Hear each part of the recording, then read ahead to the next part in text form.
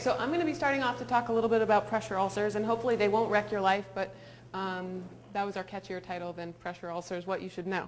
So we'll just get started. These are learning objectives if you are getting any continuing education credit. The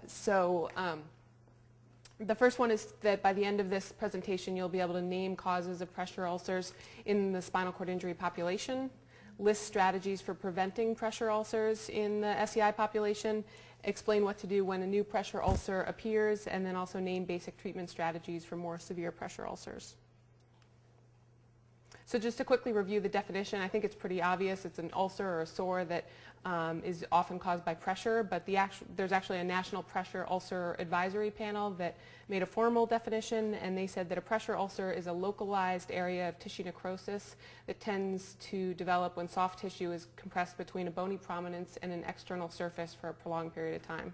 So basically tissue death when the soft tissue gets squeezed between a firm spot and something external to your body.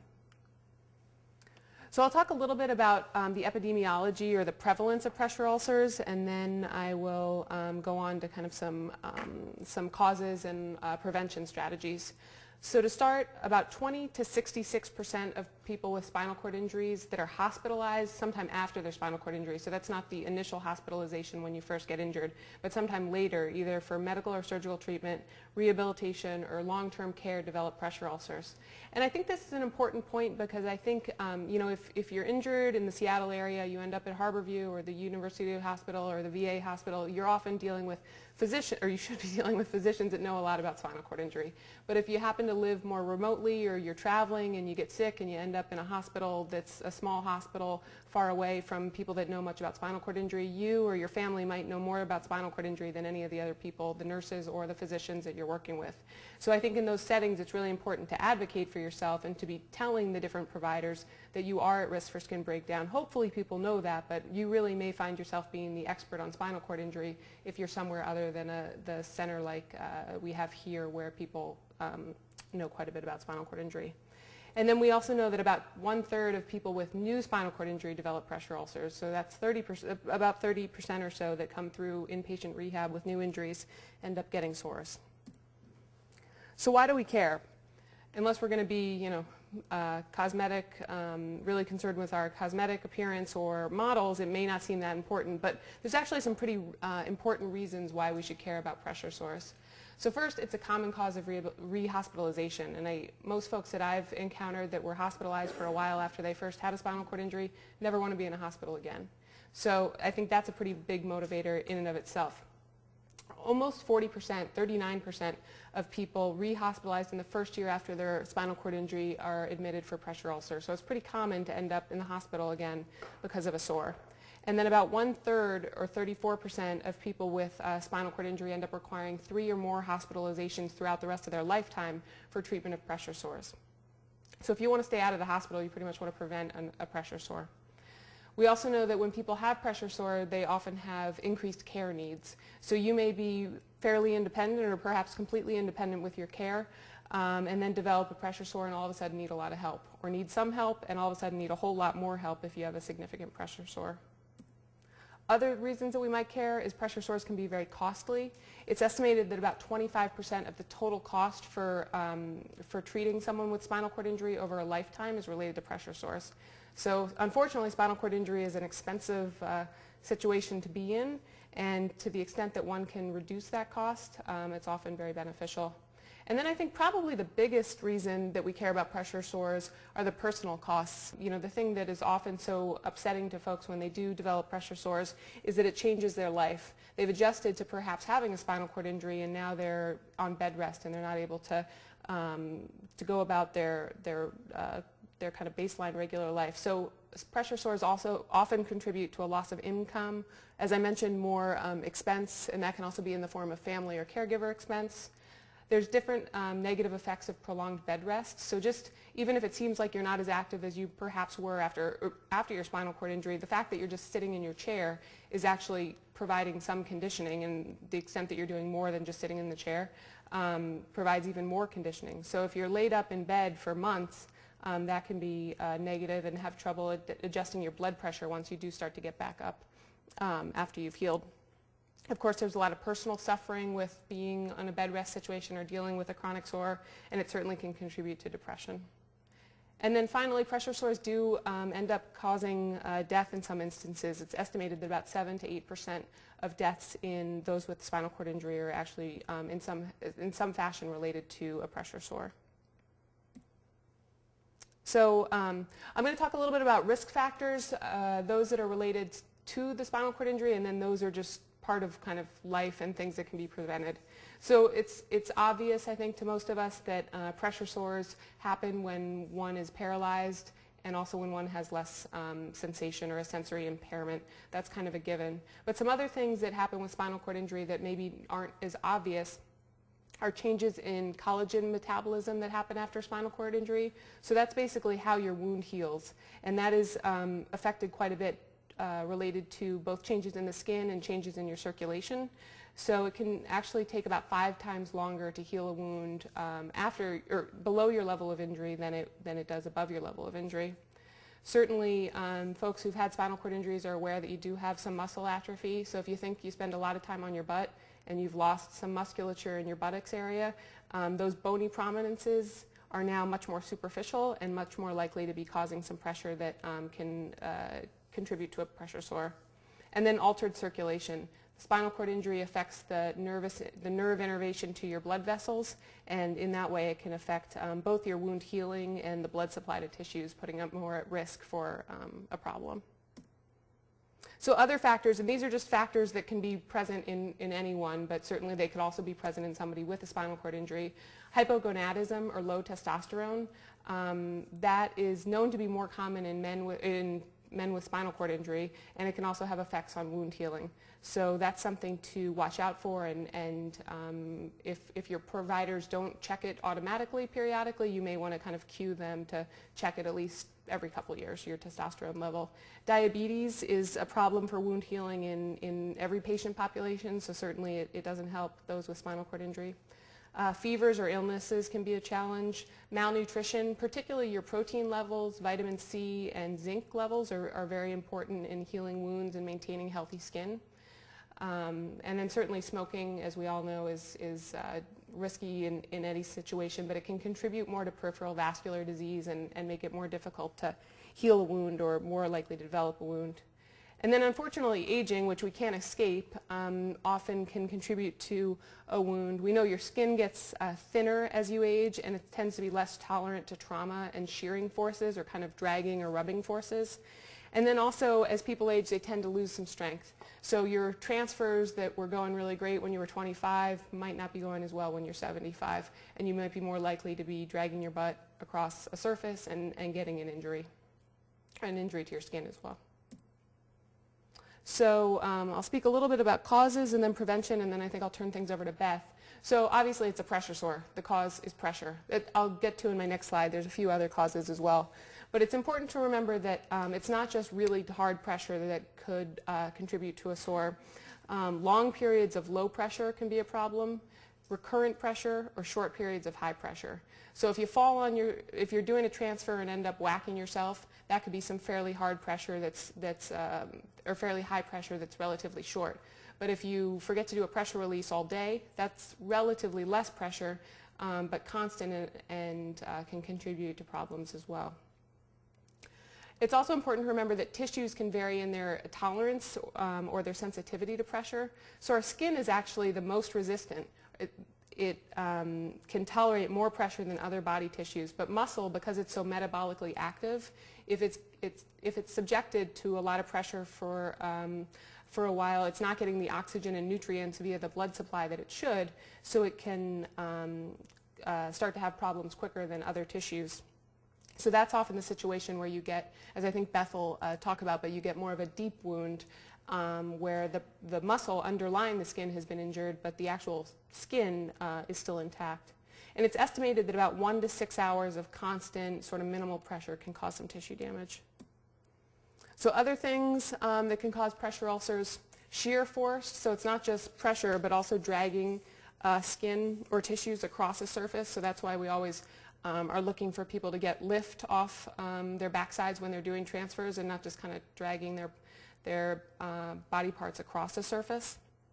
Positioning is certainly an issue, and that can really be an issue sometimes for lower limb wounds or for hip wounds, that your wheelchair may be causing pressure in different spots that you need to be kind of aware of, or having somebody, either you or someone else, check your skin so that you're not getting pressure over spots due to the way you're positioned in your chair.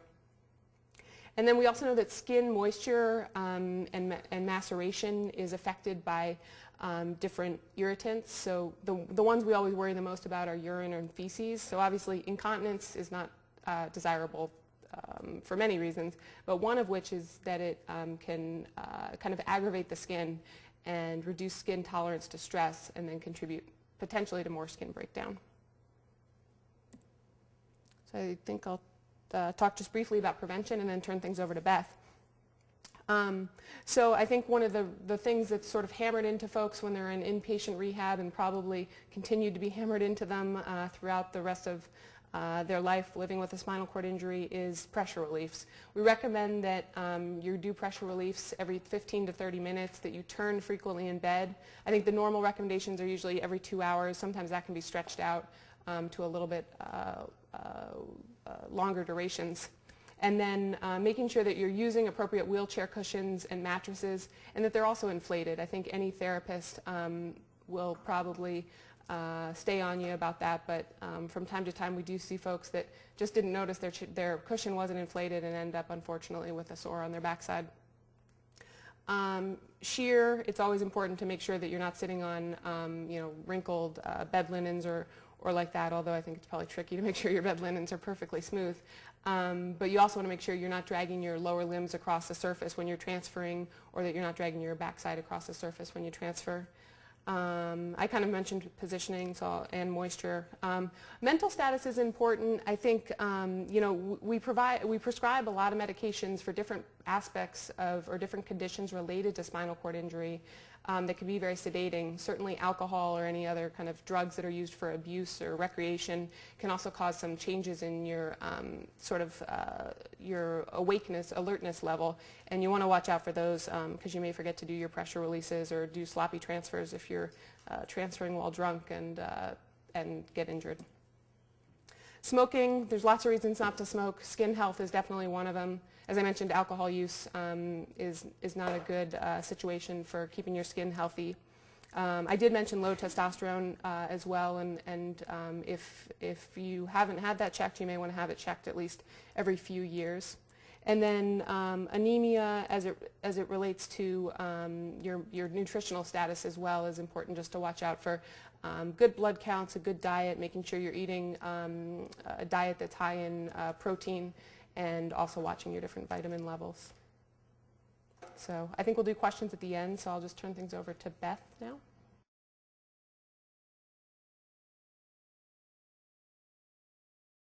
This part of the presentation is going to be on prevention and management, what to look for, what to do, what are the signs of early skin damage. How do you know you have a problem? You got to know your skin. That means you need to look and feel.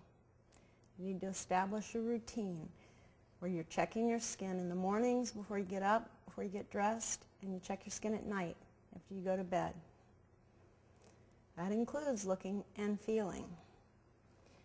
If you've had a pressure ulcer and it's healed, you need to increase your time, your sitting time slowly, like 15 minutes at a time, and always check your skin after that. Use a mirror if you're able to. Designate a caregiver if you're not able to use the mirror. But I still feel it's important that you know what your skin looks like, because no matter how devoted your caregiver is, that might change, but your skin's always going to be with you. Make use of the electronics, iPad, iPhone, cameras. Take pictures. If you suspect breakdown, always use some kind of measuring device to give you some measurement and perspective. These are just some areas of the body to monitor. I know I usually think of, the sitting bones or the sacrum, maybe the heels. But this makes me realize how many areas we have that you all have to be aware of. So what does it look like when you're starting, a pressure ulcer is starting? So pale complexion, area of skin is going to turn reddish or pinkish, maybe shiny, there may be texture change, maybe cracked, dry, hard, soft, warm, or some swelling at the site. May look like a bruise. Dark complexion, the area is going to be darker than the surrounding skin. It may be shiny, bluish or purplish, same kind of texture changes. Or the first thing you notice may be a blister, which you might not be able to see, but if you're feeling your skin, you can probably feel that. Here's some, hopefully you can see that, just what it looks like, early skin damage. What do you do if you suspect damage? The first thing you do is remove the pressure. Perform a blanching test. And this is really for pale complexion. Press on the discolored area. It should turn white. Move your finger. It should return, the color should return within a few seconds. If it doesn't, then you know the blood flow's been interrupted and skin damage has begun. If you have a discolored area, recheck it after 10 or to 30 minutes. If after 30 minutes the area is still discolored, you should assume that a pressure ulcer has started. Look for the source. Check your mattress. Is it providing enough pressure redistribution? Check your wheelchair cushion. Is it inflated? Is it the right kind of cushion? Is there a leak? Check your clothes for wrinkles or big seams or pockets. Were there objects left in the bed that you might have laid on or sat on in the wheelchair? Evaluate your posture in the wheelchair, your positioning in bed. Are you making sure that all your bony prominences are padded? Because if you don't correct the problem at the source, you might clear up one pressure ulcer, but it's just going to happen again. Remember, every area of pressure on the skin, no matter how small, needs to be regarded as a serious problem because of the potential damage to the tissue you can't see. Don't be fooled into thinking you only have a little problem. If you have the signs of skin damage, take it seriously. Now, this is the 4 stages of pressure ulcers and 2 that can't be staged. This is according to the National Pressure Ulcer Advisory Panel. Stage 1. Pale complexion, site may be red or pink.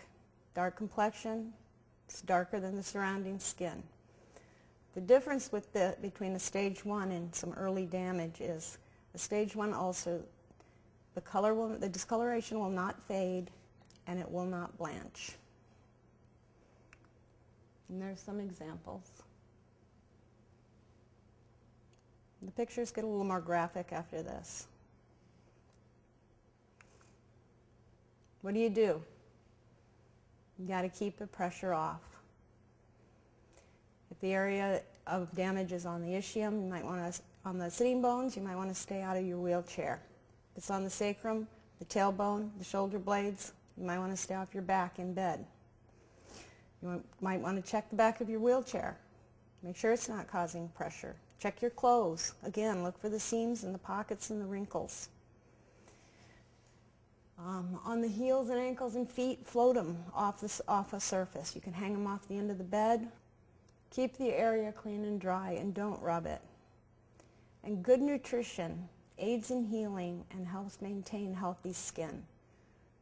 So you got to watch what you're eating. Include protein, vitamins A and C, iron and zinc. Increase your water intake. Stay hydrated. Dehydration can cause problems too. Check the site at least twice a day. Find and remove the pressure. Review your transfer and pressure relief techniques and check your equipment. If the reddened area seems to be caused by friction and you just can't stop it, you might try a transparent dressing. That kind of helps you slide over a surface. And these are some things to use or some things to evaluate when pressure occurs. There's splints that can help your feet. If you follow the appropriate treatment, a stage 1 pressure ulcer can be resolved in about 3 days. But if you can't heal it from the methods we talked about, contact your healthcare provider. Early detection and appropriate treatment can prevent future problems. Stage 2, this is a break in the skin. It's considered a partial thickness injury. Whereas stage 1 was just on the surface, the epidermis. Stage 2 goes through the epidermis, and it's now into the dermis, which is the tissue underneath the skin. Presents like a shallow open wound. Tissue looks red, may or may not have drainage, may or may not be, it may be dry or moist. This is what it could look like.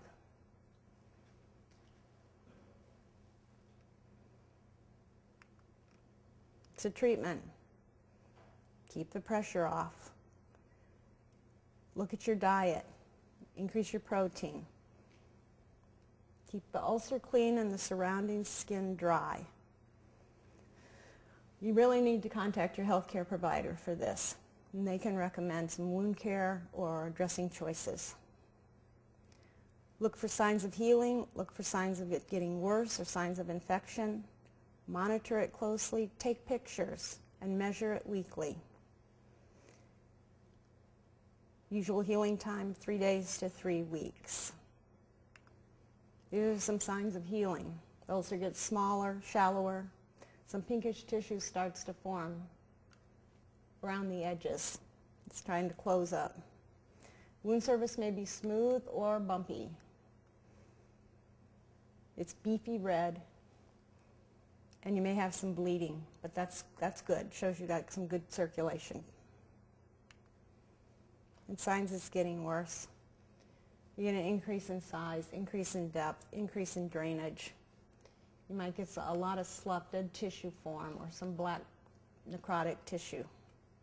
Might start smelling. Drainage might be greenish. You might develop a fever.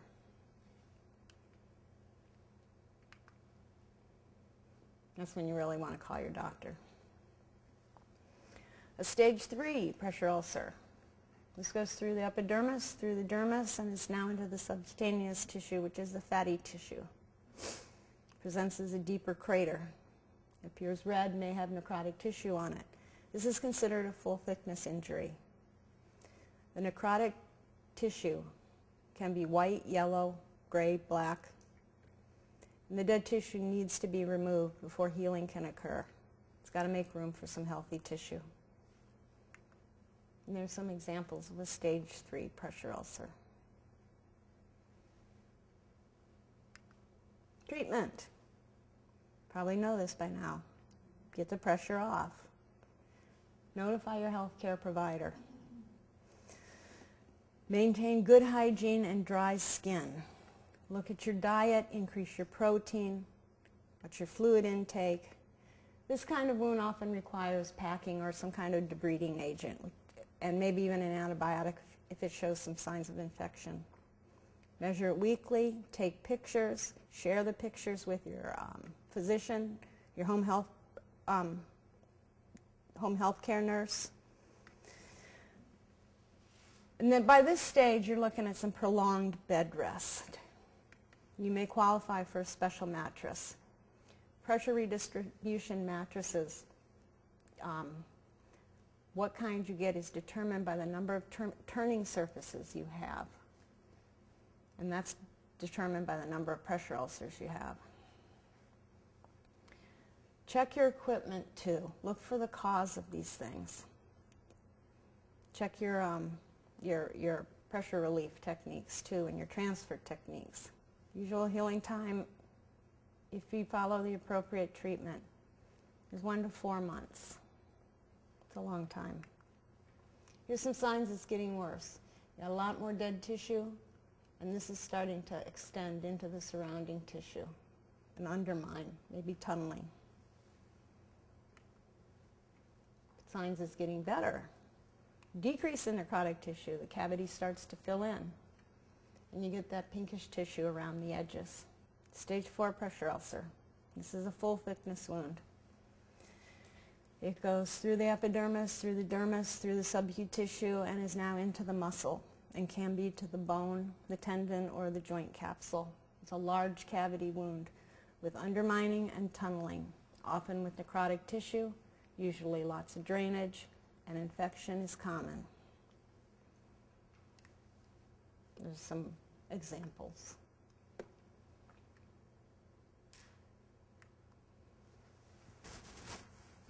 You got to keep the pressure off this. You got to look at your diet. Increase your protein intake. You may need supplements, vitamins. You need to keep the ulcer clean and the surrounding skin dry. You need to keep accurate measurements and take pictures. By this stage, you're looking at more contact with your healthcare provider or wound clinic or home health nurse, which just adds more disruption to your life. At this time, you're going to need a special mattress, prolonged bed rest, and possibly even temporary placement in a skilled nursing facility. Some signs of healing. I kind of think that this one over here is this one before it was debrided, so that got nice and cleaned up. This one looks like it's filling in, and you can see that pink tissue. It's trying to heal. The signs it's getting worse. It's starting to spread, extending into surrounding tissue. There's signs of infection and probably evidence of bone or tendon damage. Now we move on to the unstageable pressure ulcer. It's covered with necrotic tissue. It can't be staged, because if you can't see the base of a wound, you can't stage it, and you can't determine the extent of the damage. Necrotic tissue may be tan, gray, green, brown. It may have this thick scab or eschar on it. That can be tan, brown, or black. There's some examples.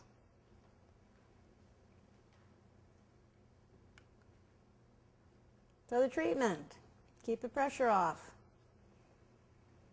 Notify your healthcare provider. The necrotic tissue must be debrided before the ulcer can be staged and healing can begin.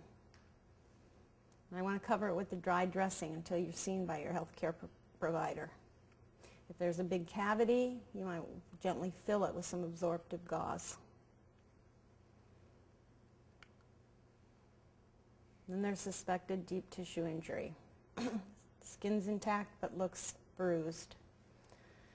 The tissue damage is at the bony tissue interface, where the tissue meets the bone. It's not yet reached the surface of the skin, but these often develop into a stage 3 or 4 pressure ulcer, and it can be caused by friction or shearing. On the feet, it's pretty common.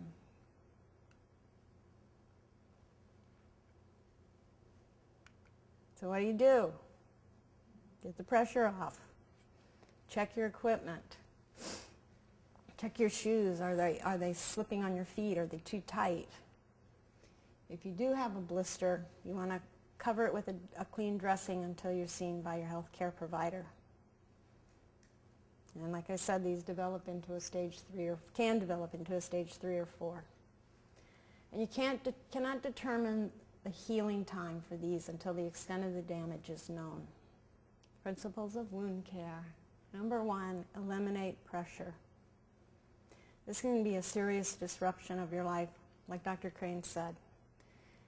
The treatments required to successfully heal pressure ulcers can have a negative impact on your ability to work, maintain your job, attend school, if that's what you're doing, or even just participate in your social life.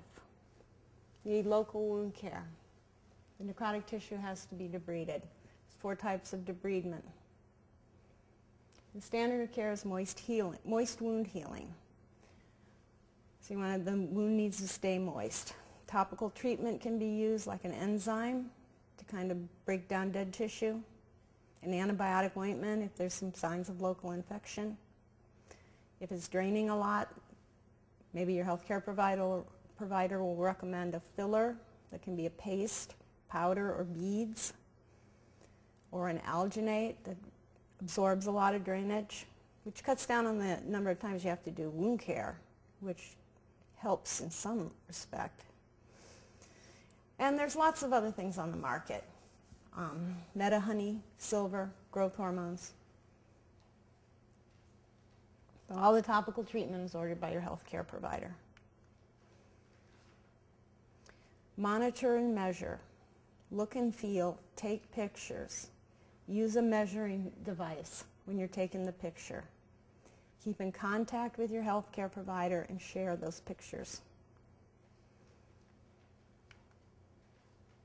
And the application of an outer dressing. There's lots of types, lots of manufacturers, but only a few major categories. Foams, gauze, hydrocolloids. They're very occlusive. They really absorb moisture. Hydrogels, primarily made of water or glycerin, and they're moisture retentive in case your wound is dry. Transparent films, moisture retentive, they don't absorb anything. But they are helpful if you want to save your skin when you're sliding. These are some examples. The dressing choice depends on the amount of drainage, the size and stage of the wound, and the frequency of wound care. Poor nutrition prevents the body tissue from rebuilding, staying healthy, or fight infection. You need to eat a balanced diet with adequate protein, fruits, vegetables, grains, and fats. If you question your nutritional status, talk to your healthcare provider. You can get some lab work done to see where you stand and what you need to do. Sometimes supplements like Ulcers might be the easiest way to get extra protein. Multivitamins can help.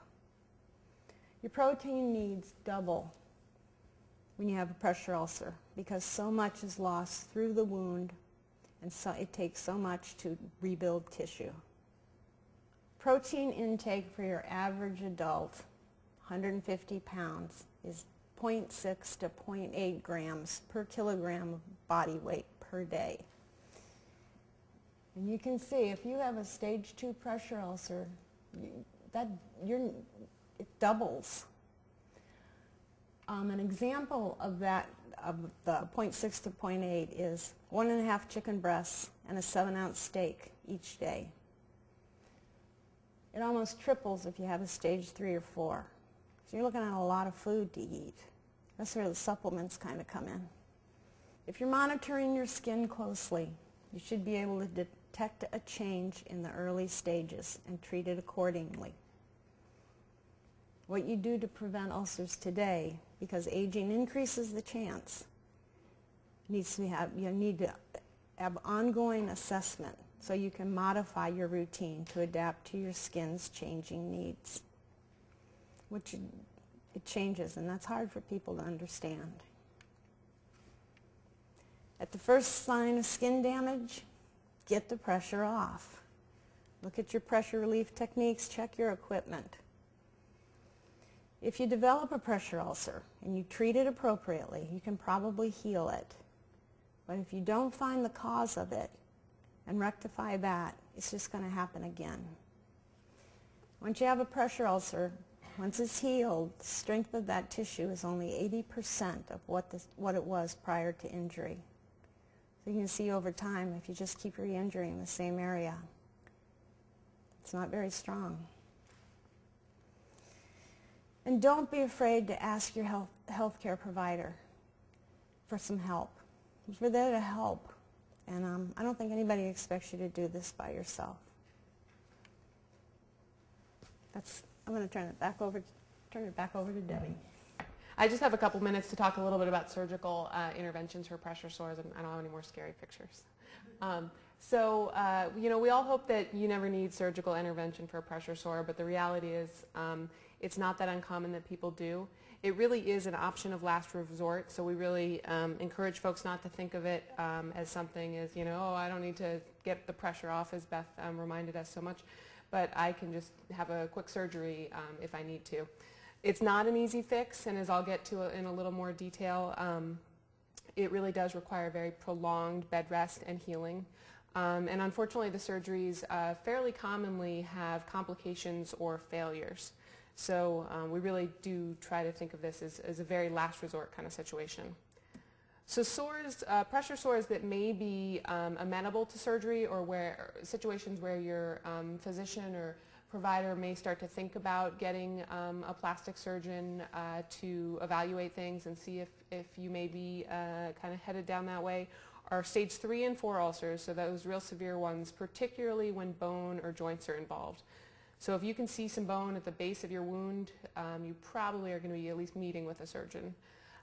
Also sores that have what are called sinus tracts, so those are kind of like little cavernous areas where maybe your provider or nurse can get a little Q-tip in there, but it's not really a base, a wound with a nice open base. So it's often hard to get those little tiny tracts healed up.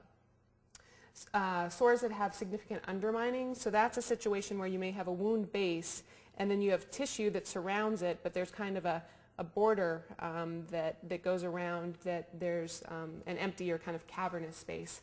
That can be tricky to heal up. And then chronic ulcers that perhaps you've been doing great wound care, you're doing everything right, but it's just sort of what we call stalled and it's not progressing. So sometimes then those will need to be evaluated for surgery. So looking a little bit at the risk for complications and failures, there was a study done that was led by a group of plastic surgeons at the Seattle VA where they looked at, they reviewed the charts of folks that had had pressure ulcer surgeries, and they found that only about a quarter of those healed without any complications. So almost 75% of folks who had had surgeries had some sort of complications. Sometimes they weren't all that major. It was a stitch popped early or a small little infection or something. But sometimes it was the whole flap fell apart and the person had to go back through the whole thing again. It's estimated, and it's a pretty wide prevalence there, but it's estimated that recurrences where you've had surgery at that same site happen somewhere between about 19 and 64% of the time. And new ulcers in a new spot happen around 20 to 30% of the time.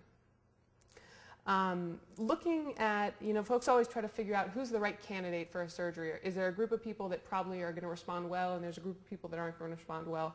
And there's been a lot of studies looking at, is it young people respond well to flap surgeries, or old people do, or these people do, and they all kind of say, one study says young people do, the other study says old people do. Uniformly, the one thing they can all agree on is that smoking is a bad contributor to the surgery. So that's kind of the only thing they can seem to agree on, but everything else is kind of all over the map. So there are surgeons that, in our protocols at Harborview, we strongly encourage, kind of mandate folks to quit smoking. Some surgeons really won't consider doing surgery if somebody's still smoking. And then kind of what to expect if you're headed down the surgical route. So you would go through evaluation, you'd be working with a wound care nurse probably before all of this, and then if you actually are going to end up having surgery, you'll usually come out of surgery on IV antibiotics for often several days to weeks. They'll usually leave surgical drains, and that's just to drain any excess fluid so it doesn't build up in your skin, in place for days to weeks. It kind of depends on how much drainage you might have. You'll end up being on a bed rest for at least 2, if not more, like 4 weeks. And that'll initially be an air fluidized bed, so that's kind of a quicksand kind of bed. It's filled with sand, and then air is blown through it. So it's very minimal pressure. After you graduate out of that, your skin's looking good. You get onto relatively a normal hospital bed or a low air loss bed that we have in most rehab units. And then you'll start doing some range of motion with therapists, and then finally, after all this, get to start sitting and kind of getting back to more your regular life. But you're looking at, through all of this, probably at least 4 weeks, if not more like 6.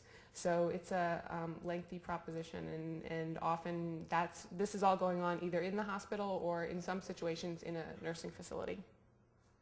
So I think that's everything that, that we have from kind of the medical end. And I guess we'll be turning things over to Chuck and Keith.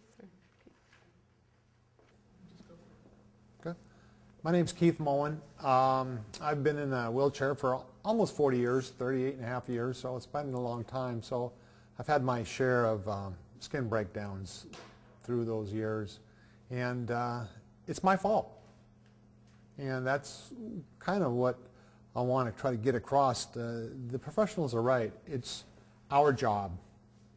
It's not their job. Their job is to answer your questions and fix you up. It's our job to monitor. It's our job to have somebody look.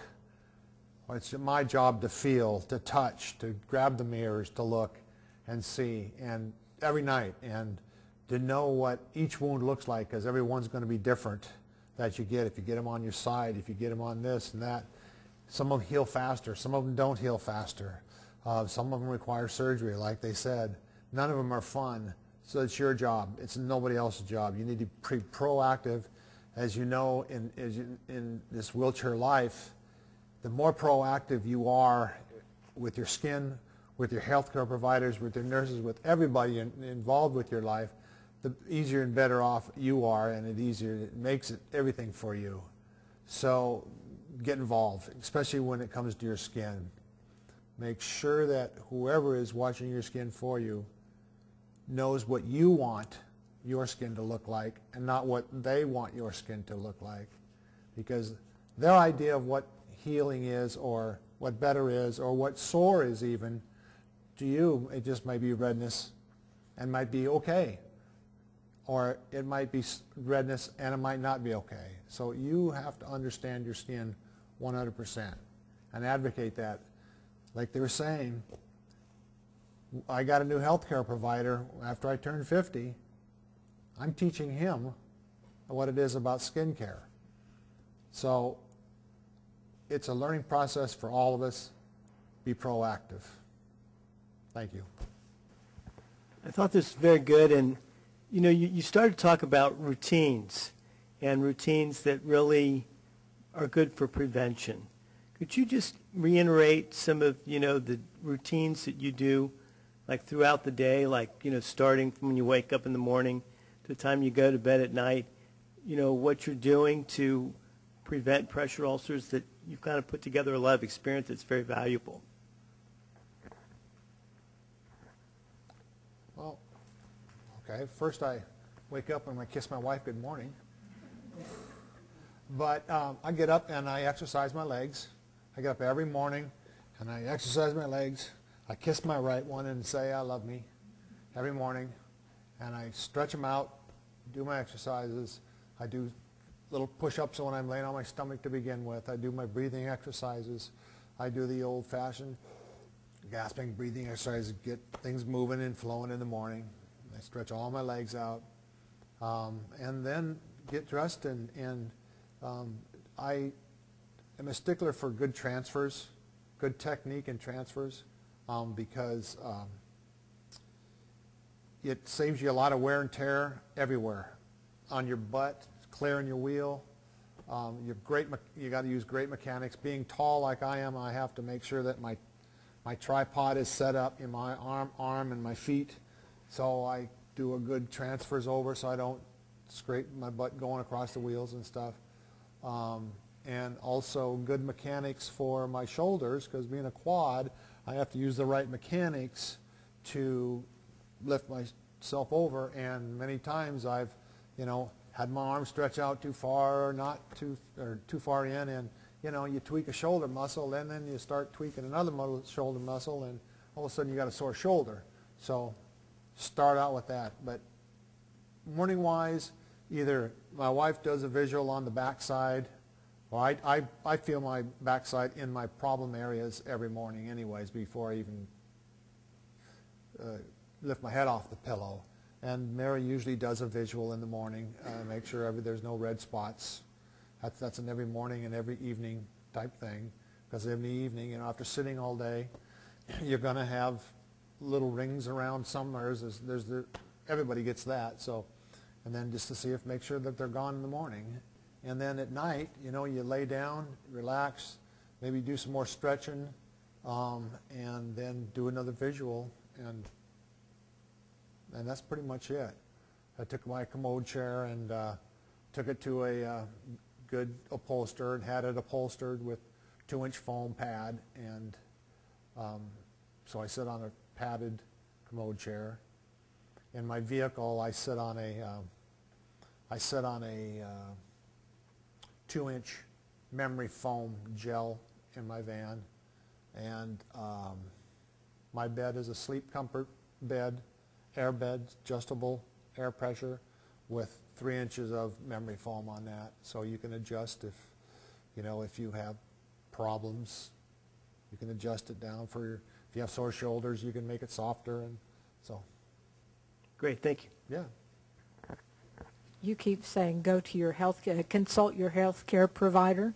Most health care providers I know don't know squat about pressure sores. So my question is sort of, when do you up the ante? Which health care provider do you consult and when?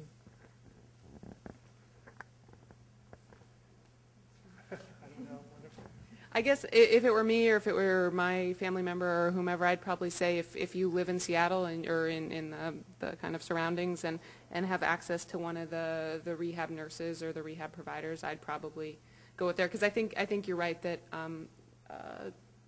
it's just not an area that people get too much exposure to. I think most primary family doctor type providers probably see 1 or 2 spinal cord injured people in their practice, and they just don't see enough. So so I think if you're in an area where you have a fair amount of access to somebody with spinal cord injury and rehab experience, that's probably where I would start. If you're living in an area, a really far outlying area, I'd start with who's available. But I think hopefully in our clinics, both at the UW and Harborview, I think we at least try to have, if you can't see the nurse practitioner or the physician, the nurses do have appointments that you can, and often they're really more of an expert than the physician is, so you can get in to see those nurses. We saw a lot of skin surface, and that's all really you have access to, is your skin surface. But Dr. Crane made a very good point where if you bump or bruise yourself, where that muscle is in contact with the bone is frequently where ulcers start. So if you do something like that to yourself, you got to ask yourself, did you bruise yourself? And so I've often advised people, if you do something like that, you have a bad transfer, give yourself a break, get off it for a period of time. Don't really push your sitting after that to know that you're kind of over it. It's frequently a pressure ulcer will present itself. It's like a boil that comes to the surface, and that's the situation where there was a bruise between the muscle and the bone that caused it, because really the muscle is more pressure intolerant than the skin itself. And the other point that I want to make is that you're always wondering, well, are you getting a pressure ulcer? And so you're looking, you're feeling. But I would also add in spasticity, because spasticity can be your friend. If your limbs start shaking a lot, or you have it's a lot tighter, frequently that's been a signal to me that I've had a pressure ulcer. So for instance, this knee got a little breakdown from running into doors and working, and so this leg became more spastic, and that clued me into healing this knee. So even when I climb on my stomach, I have a little knee protector that I put on there over my dressing to kind of reduce the shear and pressure there that just makes me spastic at night. But spasticity is also another real good signal that you may have done yourself some wrong. We want to really thank Dr. Crane, Ms. Hall. Thank you, Keith, for talking with us this evening. Appreciate the participation of all the audience members, and thank you very much for coming tonight. Thanks a lot. Really appreciate your effort. Thank you.